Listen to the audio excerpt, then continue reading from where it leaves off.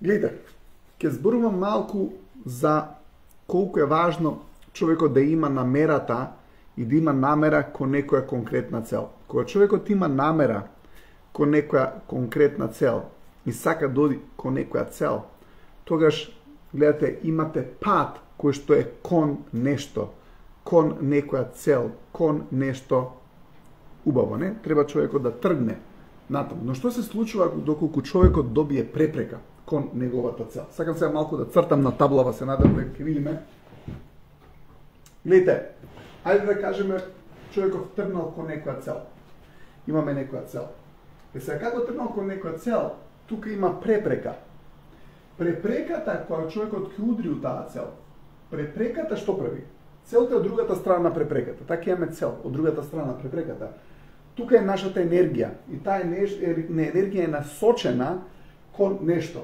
И ова е тек на енергија. Гледате, имате течение на енергија, но кога имате препрека, она што се случува, има три типови на енергија од филозофот Хабард, интересно е, он века дека има тек, но исто така има и раштркување. Гледате, кога ќе удри во препреката, она што се случува, може да настане тука мало вознемирување, затоа што има стоп на самата енергија, но она што се случува обично, енергијата знае да се раштрка во некој друг правец. Се што ми е поентата? Кога имате некоја цел, ајде да кажеме целта е тука. И кога ќе ви се јави препрека на патот, и кога човекот не може да ја пробие препреката, он обично почнува не да оди повторно кон целта, да си ја врати целта и да си ја најде целта и да си го врати патот, затоа што гледате кога ќе удрите во препрека, она што се случува, вашата енергија ќе се распрска во некој друг правец. И се што се случува, вообичаено луѓето што велат: сега ќе си најдам некоја друга цел. Океј, и сега што се случува, почнува да бара некоја друга цел во животот, не му е веќе истата цел, поради тоа што ќе најде објаснување, разумен начин зошто не ја сака таа цел, уствари само не поминал низ препреката. И човекот ако поминал од препреката низ препреката, он не мора да најде некој објаснување или изговор зошто не стигнал до целта, но кога ќе удри таа препрека, неговата енергија се раштркува, сега има нова цел. Ајде да кажеме сега тргнал кон некоја нова цел, но и таму има препрека кон таа нова цел. И onda што ќе се случи, он ќе удри повторно таа препрека, повторно ќе се раштрка, сега вика ја идам у нова цел. Па кога ќе дојде нека нова цел, тука повторно ќе има препрека, ќе удри препрека, па вика сега ја имам нова цел. И сега она што се случува, кога човекот удири во една препрека, после тоа не продолжува кон целта, поради тоа што гледате, од другата страна на целта е повторно текот на енергија. Гледате, имаме тек од другата страна. Ако он пробие низ таа препрека, најде решение за обиколи препреката, најде начин како да ја надмине таа препрека, неговата енергија повторно ќе биде фокусирана и повторно ќе биде насочена кон некоја цел. Но она што се случува, он имал намера да стигне до некоја цел, удрил препрека, не ја надминал препреката, некоја убава конструктивна цел. И он се што вика: абе, мене ја не ќам таа цел. Не сакам да го правам тоа, ја ќе најде објаснување, за да му биде на него полесно. Бум. Сега она што се случува, он не пробил низ таа цел, за да дое повторно од текот, се оди кон некоја друга цел, но се малку намерата му е малку помала. Затоа што сепак некој дел од неговите мисли и неговото внимание останува на оваа цел која што уствари он ја заборавил. Сега, но дел од неговото внимание, дел од неговата енергија може да остане тука. Океј, сега иде на некоја друга цел. Ќе дојде до некоја друга цел. Повторно препрека, ама сега е малку помалку јак. Зошто? Поради тоа што оставил дел од неговата намера, дел од неговата јачина во првобитната цел, во првобитниот тек на работите. Сега иде на некоја друга цел. Таму има пак препрека. Бум, удиру препреката, она што се случува сега вика ќе идам у друга цел. И сега дел од неговата енергија, внимание, јачина, бум, подсвесно останува таму. Се трга кон некоја друга цел. Па ќе уде таму препрека, па се тргува некоја друга цел и она што се случува, човекот почнува да ја губи сопствената енергија, ја губи сопствената моќ. Зошто? Поради тоа што ја нема намерата иста да продолжи да оди кон целта која што му била некоја првична цел. Се он ќе најде 100 логични објаснувања зашто не треба да се врати на таа цел, зашто нема и убава таа цел, но она што уствари го прави е само прави изговори и само си прави себе да си е полесно да не тргне, да не се врати повторно на таа цел. Гледайте, тоа не значи дека овие цели не се добри. Тие цели може да бидат добри. Може во некој случај, сигурен сум, и да бидат уште подобри од претходната цел.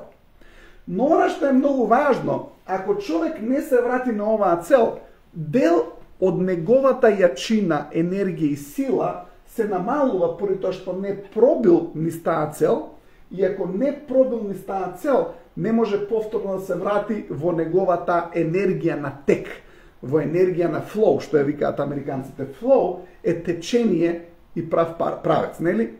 Замислете сега, имате една река, се оди некаде и се ќе удри некоја брана, бум. И се дело таа реку таа брана, можеби ќе остане малку од таа вода кај што удрило браната, ама сега некако ќе се сврти у друг правец. Па ќе удри у некоја друга препрека, ами таму кај што удрило втората препрека, дел од реката и водата се разлила. Па се тргнала некој друг правец. Па се удрила реката у некоја друга брана и се на секој удирање у некоја брана, замислете дека дел од водата излегува. И она што се случува, имате река која што била огромна и после многу удирање у препреки и откажувајќи се од тој правец кај што човекот тргнал, он почнува да на крај рекава станува поточе кој што нема истата сила и енергија како што имала на почетокот кога сакала да постигне нешто кое што било за тој човек важно и така натаму и така натаму. Сега едно од работите кои што за мене барем е важно, луѓето се вратат на овие цели. Многу е важно луѓето да ги комплетираат работите, зашто ако се научите да почнете нешто и да не го комплетирате, па да почнете нешто друго и тоа да не го комплетирате, третото ќе го почнете нема да го комплетирате, четвртото нема ни да го почнете, поради тоа што во умот ви стојат тие моменти дека сте почнале нешто, не сте го комплетирале. Сте почнале друго нешто, не сте го комплетирале. Сте почнале трето нешто, не сте го комплетирале, и она што го учите карактерот ваш, го учите дека човекот е окей да се откаже од многу работи кои што му значат, и на крај што се случува, човекот почнува да има идеја дека не мора нештата да му значат. Гледате, што е проблемот? Проблемот е дека тука сте имале цел која што многу ви значала, но не сте успеале да дојдете до таа цел што ви значи. Сега, овие други цели може ви значат, ама може ви значат помалку. Не викам, пак ќе кажам, може би имате тука некоја цел, случајно животот да ве донел до некоја друга цел која што уште повеќе ви значи. Не викам дека не е можно тоа, но сакам да кажам дека има многу ситуации каде што човекот му значела целта, удрил во некоја препрека, отишол во некоја друга цел, која што помалку му значи. Или е полесна, или му дошла од околу. Колку често ќе видите луѓе ќе се разочараат, сака да дојде до некоја цел, ќе удрат у препрека, не знаат што, и се ќе им дое било што, ајде ќе се фатам ја таа работа. Ма таа работа не е таа што ја сакаш ти. Или што он ќе фати таа другата работа, ајде, се река удрило у корито, бум, убрана, трнала навам, вика, ајде се кидам по тој пат. Се исто и со човекот, он ќе удрил некоја препрека, вика да ќе се фатам ја таа цел, таа работичка, па што ми фали мену таа работичка, му не ја сака толку таа работа, не му значи колку што му значи оваа цел. И она што се случува се он оди у друг правец. Ама сега таа работа ја нема истиот жар како што ги имал кон оваа цел. Што ми е важно да ви кажам, жарот кон животот и кон целта, ако се откажувате, го оставате на местото на кое што сте се откажале. Жарот ваш, вашата животна сила, вашата животна енергија е поврзана со колку ви е важна целта.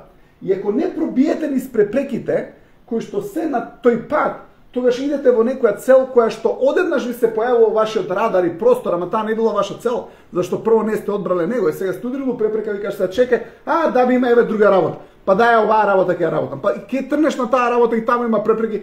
Што се зафркаме јас таа работа, дај друга работа. И на крај човекот доаѓа да работи работа која што опште не му значи.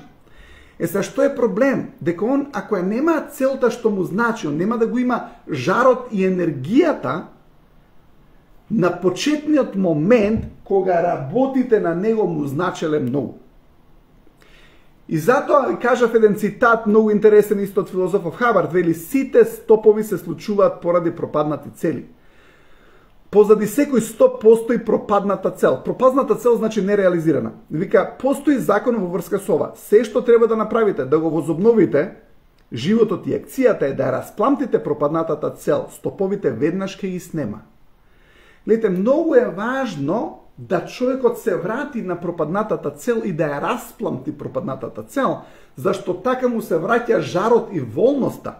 Зашто нешто се случува кога човекот ќе удри у некоја препрека и иде у други цели, он се раштркува, неговата енергија се раштркува, не е веќе истиот тек на енергија, она е раштркана, пак е некој тек на енергија, таа раштркана енергија е некој тек на енергија, но не е истата сила на енергија како што сте имале на почетокот кон првата цел.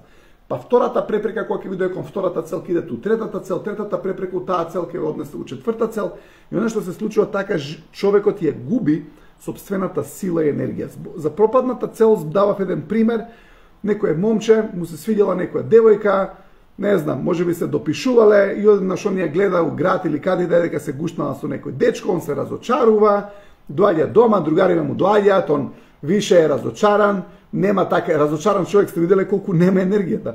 Се и дечко, овој доаѓа некој другар ми каже, што си таков стани од кажеш дај излагам, не века, она Маја, Марта, кој да била. Шо она? Вика ја гушна еден дечко, ја бакну образ. Кој е тој дај да го покажувам? Може го пратил на социјални медии, вика овој, вика тој е прв браточет, вика будала, шо се сликираш, вика тој не е дечко, тој е братчет. Шо, братчет ти е? И се што се случува на дечко му се распамтува целта, поради тоа што повторно ја гледа шансата дека може да се фати со девојче кој што го свиѓа. Се гледате наједноставен пример, кога он ја враќа неговата цел, неговата енергија се враќа повторно на тој пат. Сега, ама ако он не го направи тоа, ќе појде со некоја друга девојка и она, не знам, ќе му раскри, ќе појде со трета девојка, на крај што вика, батали ги жени, не може да се најде асал на жена и он станува разочаран на таа тема. Девојка, еден дечко ќе ја разочара, втор, трет, она нема ни четврт дечко на две кучиња и папагалче се чува дома, маш не. Зошто? Поради тоа што е разочарано од тој тек на енергија. Луѓе, не можете да се разочарате, не можете да се дозволите да се откажувате лесно од цели. Ако некоја цел ви значи, видите, морате да одите кон таа цел. И ја ве терам да се вратите на целите кои што многу ви значеле во животот, поради тоа што ако се вратите на целите кои што многу ви значеле во животот, ќе се вратите на идентитетот што сте биле пред да се случи стопот.